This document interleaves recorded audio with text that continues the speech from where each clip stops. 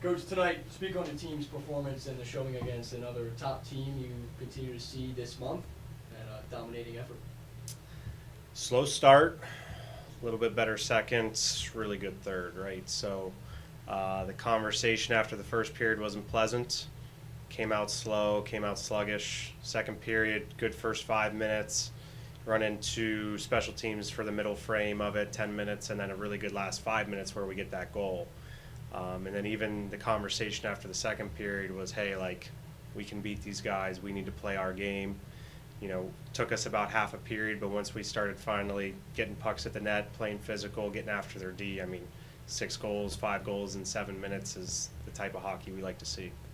You got quite used to these efforts that are playoff atmosphere, and especially against a team that you hope to see in the Kelly Cup playoffs. The physicality to win that battle tonight, how much did that play a factor into your victory and your play against Adirondack this past month? Yeah, that's their game, right? They need to play physical to play well, and sometimes it crosses the line, which I don't like, but we were able to take advantage on the power play again tonight. I really don't like the stuff that goes on towards the end of the game when it's already kind of out of hand. Like there's a time and a place. The physicality of fights, I don't condone fighting, or I don't pressure them to fight. They're the ones playing, they're the ones competing. At the end of the day, that's their decision to make. Guys have to stick up for themselves, guys have to stick up for each other. But the last 2 games with those guys, we've had some fights and we've come out victorious in those situations. So not saying that's directly correlated to why we've won, but I think now that as a team we're seeing each other stick up for ourselves, stick up for your teammates. I think it's going a long way with them. Multiple players we can speak about, but we're going to go with Mason Millman back-to-back multi-point and 3-point games, and he sets the Royals franchise record among defensemen for points tonight. Just how much as an attribute has he been on your back end? Yeah, he's been a staple here probably for longer than he's wanted to be, but at the end of the day, he's buying in, he's being a leader, he's playing the right way, and because of that, he's being rewarded. Really happy with our back end, really happy with our D-core, the way they're playing. Brady and Millman are kind of leading the charge there as our top pair, playing against other teams' top lines right now. So not only are they doing it defensively, which is the most important thing, they're being rewarded offensively. So for him, big congratulations, leading all-time leader now for Royals defensemen. So that's, no matter who you are, no matter where you're playing, what team it is, like that's a big accomplishment to be sitting at the top of a list like that. Question, Coach? Ryan Cox, 2 goals tonight. Can you talk about his addition to the team? Very happy with it. At the time of the trade, the team I dealt with needed a defenseman, I needed a forward. And, at the end of the day, giving him the opportunity that he needs to play well is what he's gotten here, and he's done a very good job with it. Him and Mongo have been kind of a dynamic duo together, and that's just a situation where they've come in and they've gelled together right away, which, doesn't always happen, but thankfully for those two it did. They play with pace, they play with speed, they read and react off of each other. Putting him in the right opportunities and the right situations on the power plays led to some points as well. So very happy with that addition, very happy to see him having success, and it's on him for his work ethic and his compete and his jam out there. So it's all credit to him for playing the right way. Do you feel like Justin McKillion's finally getting into his groove with getting points on the board for himself and the team? I hope so. It's not just him. Like, we were all struggling there for a while, right? The first 6-game segment we had 6 goals scored. The second 6-game segment we had 13 goals scored. So now in the last 2 games we've played, we scored 10 goals. So we've already beaten the first 6 games, and we've almost tied the second 6 games, and we've only played 2. So for somebody like him, who has been up and down a little bit in this league this year, he's coming off an injury from over the summer, from the end of last season. I'm really happy to see him doing well, finding his groove, and he's just playing simple hockey. For him, he needs to be the best player below the top of the circles in the offensive zone, which he has been. Defensively, he's no issues, no complaints. He's blocking shots, he's playing well, and so from that, good defense has led to offense. He goes to the areas that he needs to score, and now it's nice to see him put the puck in the net. With Myers built for the back-to-back, but coming up for games, will he start tomorrow or will it be Thornton? I will let you guys know tomorrow. But I'm happy with Mizey's play.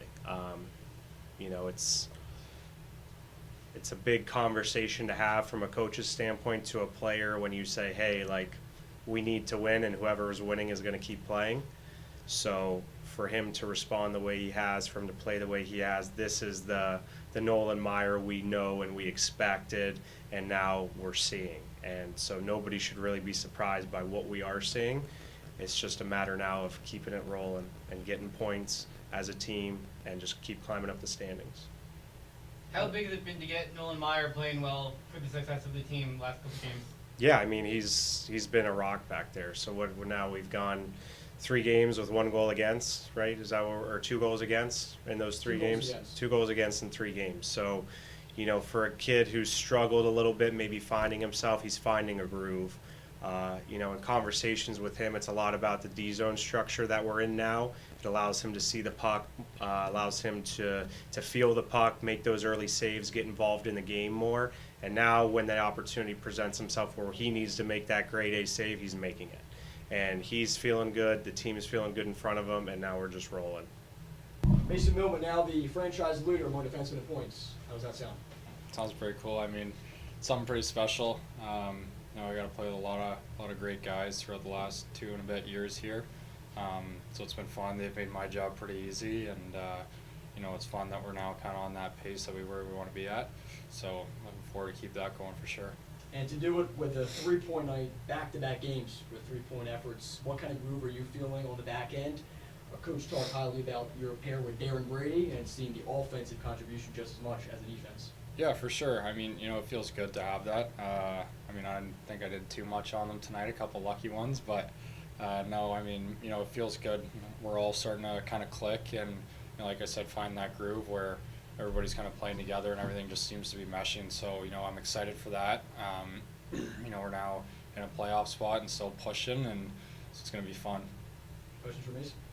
How important was it to gain that 2 points tonight and get into that playoff spot? Yeah, it's huge. I mean, you know, we've played Adirondack, whatever it was, 8 times in the last 2 weeks or something like that. So, you know, we've seen them a lot.